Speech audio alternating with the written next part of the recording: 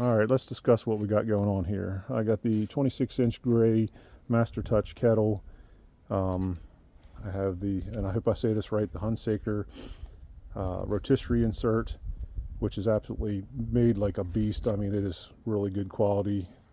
And then I'm running the Spider Grill Venom temperature control. I did a little bit of modifications out here just to protect my kettle lid from scratches.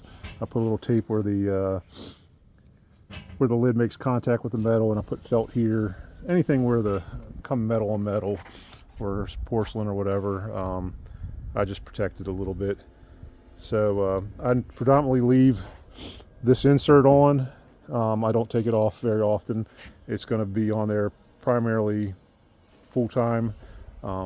If I need to do burgers or anything like that, I have a 22-inch kettle. I have a 22-inch Huntsman.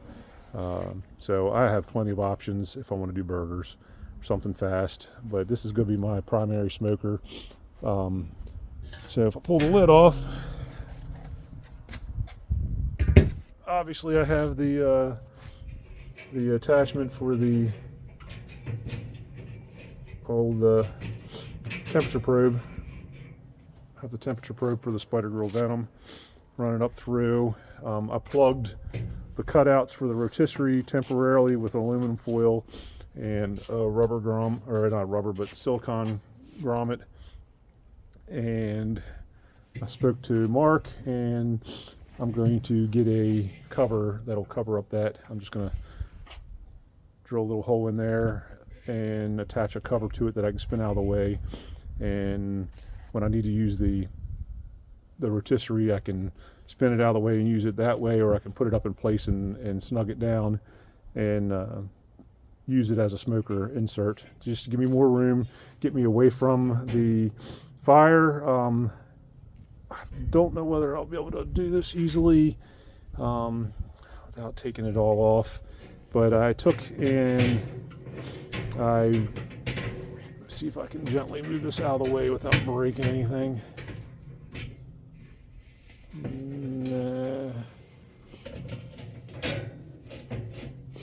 A little bit. So as you can see, I have the lava lock fire dial diffuser in there.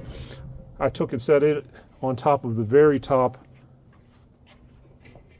plate, or the lips for the cooking grate. I set it on top of that instead of down in, and set the cooking grate on top of it, and then I just ran a screw with some washers and a nut, and I pulled the center up because there's a hole in the center of the fire dial. There's a hole in the center, a little tiny hole.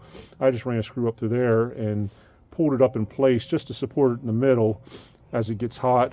I figured, all that heat and stuff, it'd be nice to have a little bit of support in the center.